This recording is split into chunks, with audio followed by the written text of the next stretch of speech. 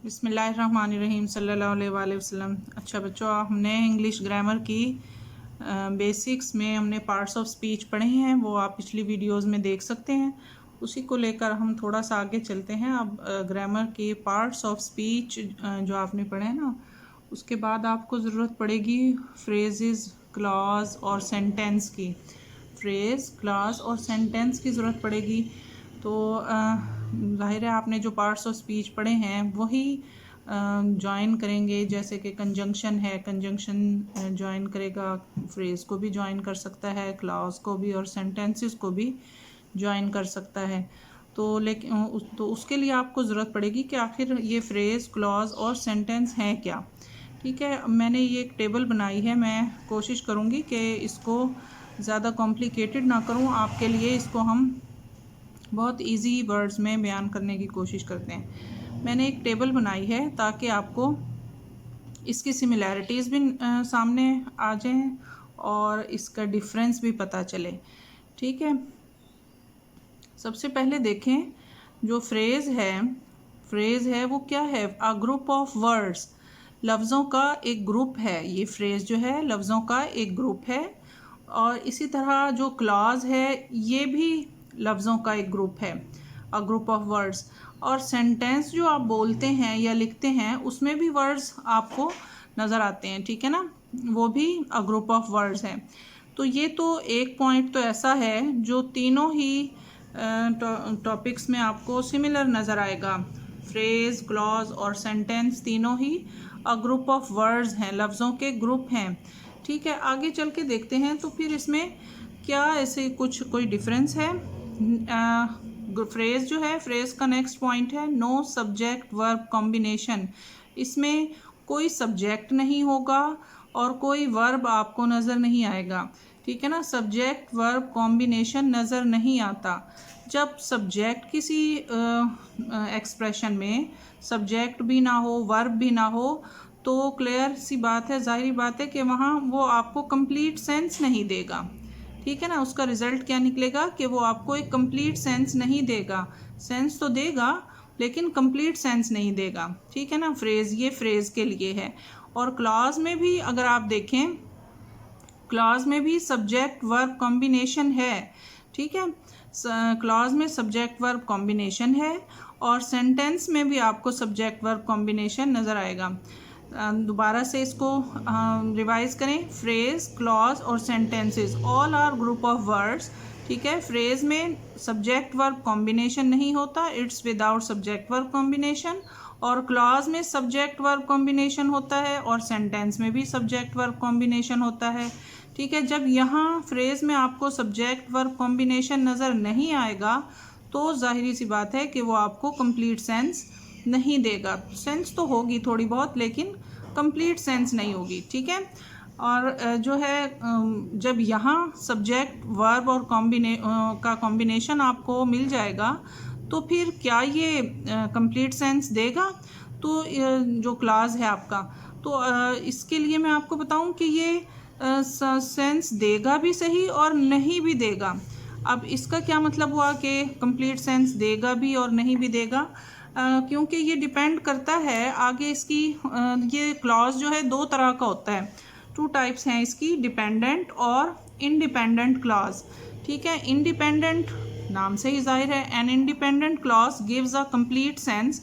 और ये बिल्कुल इसको बात पूरी करने के लिए किसी दूसरे हिस्से की, किसी दूसरे पार्ट की ज़रूरत नहीं पड़ती। ठीक है ना, जबकि जो डिपेंडेंट होता है वो नाम से ही जाहिर है आपका कि वो जो डिपेंडेंट है वो सेंटेंस वो जो क्लॉज है वो कंप्लीट सेंस नहीं देता। क्यों? क्योंकि वो किसी और पे डिपेंड करता है बात पूरी करने के लिए।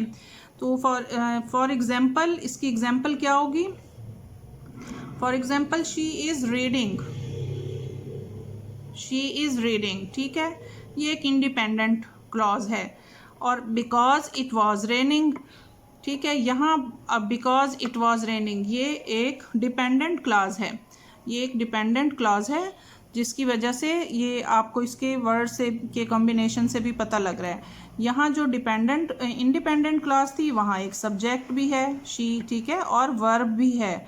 वर्ब सब्जेक्ट और वर्ब का कॉम्बिनेशन आपको नज़र आ रहा है तो ये एक सेंस भी दे रहा है। जबकि दूसरी जो इसकी एग्जांपल है, बिकॉज इट वाज रेनिंग, ठीक है ना, ये जो शुरू हो रहा है कंजंक्शन से, तो ये एक कंप्लीट सेंस आपको नहीं दे रहा।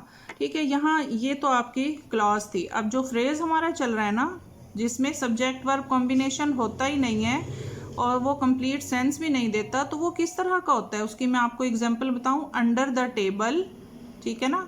अब ये दो तीन लफ्ज़ों का कॉम्बिनेशन है just. Under the table, under the table क्या, अंडर द टेबल नहीं है ना, कोई कंप्लीट सेंस नहीं है। वेरी क्विकली, तेज़ी, बहुत तेज़ी से। अब क्या हुआ है तेज़ी से नहीं पता, तो ये भी कंप्लीट सेंस नहीं दे रहा। इन द रूम, तो ये इस तरह के जो है ना ग्रुप ऑफ वर्ड्स हैं, ठीक है ना, a group of words without subject verb combination, so it gives no complete sense. ठीक है, ये इसकी एग्जांपल्स हैं। क्लास आपने देखा है, और अब आप देख लें जो हम इसको आगे लेकर चलते हैं सेंटेंस को। ये भी ग्रुप ऑफ वर्ड्स है, इसमें सब्जेक्ट वर्ब कॉम्बिनेशन होता है। It gives a complete sense देता है ये।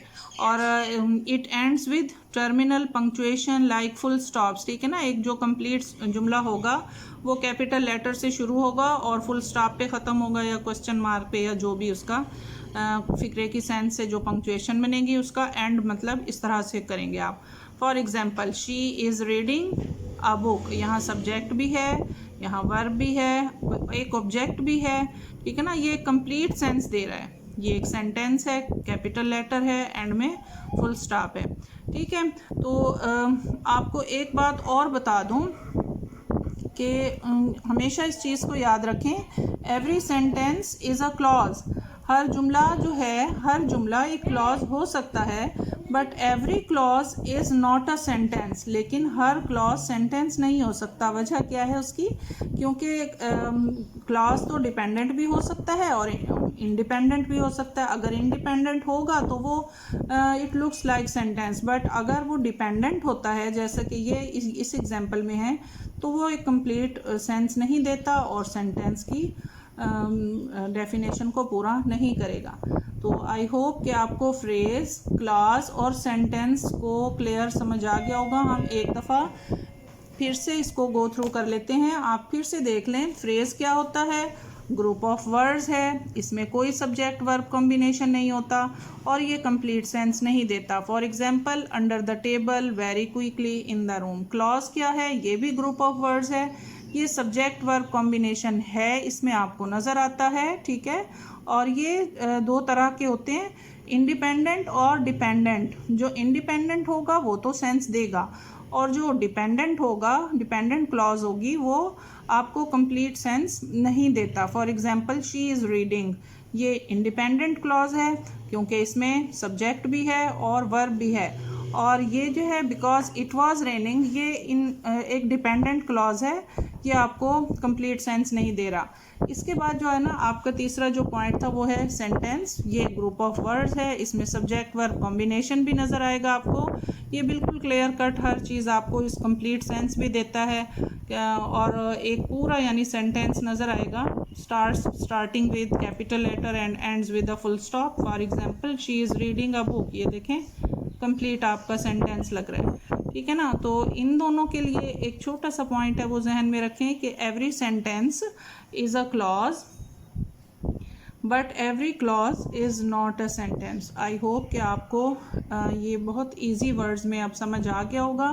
फिर भी आपको अगर कहीं पे कोई चीज़ कॉम्प्लिकेटेड लगी है, कोई चीज़ मुश्किल लगी है, तो आप कमेंट्स में आप मुझे बताएं, हम आपको उसको क्लियर करने की कोशिश करेंगे। ठीक है, thank you so much. Subscribe for more content.